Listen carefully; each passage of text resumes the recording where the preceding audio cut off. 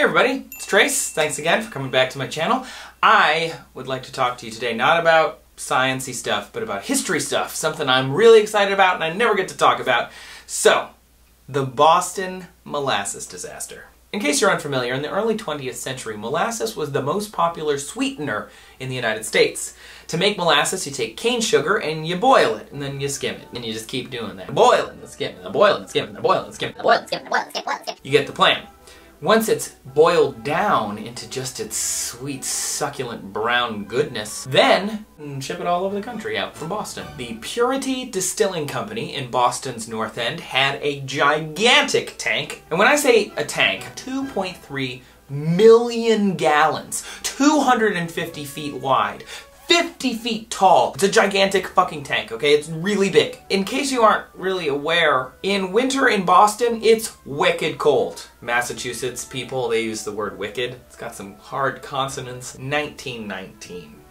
Not the temperature, that was the year. The Purity Distillery Company had a shipment of molasses come in. That molasses sat in the tank and it got cold because January. Fucking Boston. It's fucking cold in Boston. Then another shipment of molasses came in. They added that to the tank. That molasses was warm and sticky. It mixed with the cold molasses that was already in there. Now, when steel is cold, it shrinks like most everything when it's cold. No pun intended. And when the hot molasses hit it, things started expanding in weird ways.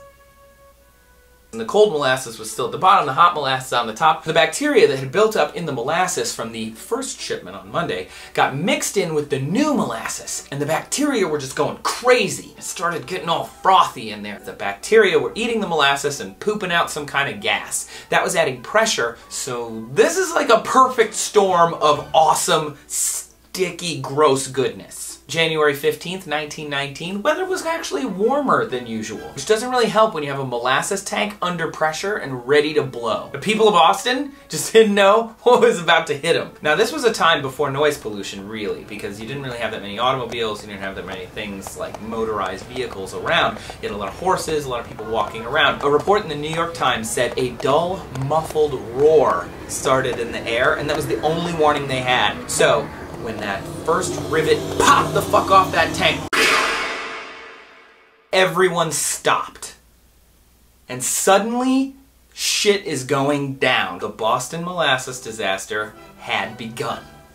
Frank McManus, a local beat cop, is on Commercial Street in the North End, and he's talking to the dispatcher at the time. Send all available rescue vehicles. Should I try a Boston accent? Are you gonna make fun of me? You know, Boston, I always think of like Goodwill Hunting, like, I got a number. How do you like them apples? Send all available vehicles. Sound like Christopher Walken. You're gonna make fun of me. I'll try it. Send all available vehicles. That's bad. It's big. What he said was, send all available rescue vehicles immediately. A wave of molasses is coming down Commercial Street. 2.5-story wave going 35 miles an hour. And ahead of it is a rush of air. There were reports at the time of people getting caught up and being hurled off the street, which might have been a good thing because it probably saved their life in its wake. Destruction. Horses. Cars. A truck was swept off of a pier. People are trapped. It's insane. Because of the way molasses is made, it's boiled down, remember? Think of it as like a very viscous, almost like a thick honey, in case you've never seen molasses before. That means, once it started going, it was heavy and thick and got on everything, and anything it grabbed onto got stuck. It's 5,000 to 10,000 times thicker than water, but molasses is a non-Newtonian fluid. Remember when I said I wasn't going to talk about science? I kind of have to talk about science, because science is amazing! Non-Newtonian fluids act differently than you'd expect when forces are acting upon them. Think of like cornstarch and water. You mix them together and then you smack that liquid and it stops your hand. It feels like a solid. But if you stick your hand in it, it feels like water. Molasses is also a non-Newtonian fluid. When it's in the tank, it looks and behaves like a solid. But as soon as it's freed from the tank, it behaves like water. So it rushes through the streets really fast. But, because it's non-Newtonian fluid, and it's super thick, 5,000 to 10,000 times thicker than water, you can't swim through it. Think of like nail polish or ketchup. That's kind of what this would have looked like rushing down the street, only it would be brown and it would smell super sweet. The sweet, sweet smell of chaos. Because the tank was pressurized, that molasses shot out in a 2.5-story tall wave right across the north end, spreading everywhere and causing massive damage. The Boston Post writes, "The molasses, waist deep, swirled, frothed, and bubbled in the streets. Here and there a struggled form, be it animal or human being. It was impossible to tell."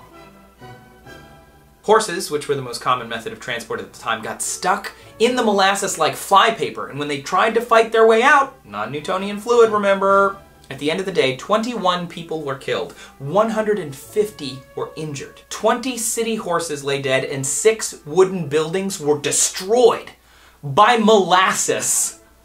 Is that not crazy? The aftermath of the Boston molasses disaster was well known and documented because insurance companies and lawsuits got involved. The cleanup took 6 months. Boston Harbor was stained brown with sugary, syrupy molasses, which is heavier than water, so it sank to the bottom, which killed fish and plants and other little undersea life or whatever. Ew. There were 125 lawsuits, which took 6 years to solve because there were 3,000 witnesses called. The Purity Distillery Company obviously fucked up here, but they were owned by U.S. Industrial Alcohol. After all the lawsuits were settled, U.S. Industrial Alcohol paid $600,000 in damages. This was in the early 20th century, so that's about $8.2 million in today's money. Holy shit! $8.2 million!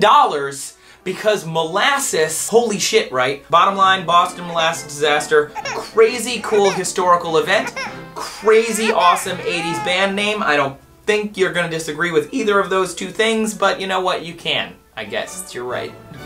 Let me know what you think down in the comments of the Boston molasses disaster. Maybe tell me your favorite disaster, if you have one. I hope it's not a bad one. You could also tell me your favorite 80s band name, if you want, down there in the comments. What they're for. I read them on the weekends. Thanks for watching, guys. I'm Trace, and this is my channel, and I'll see you when I see you.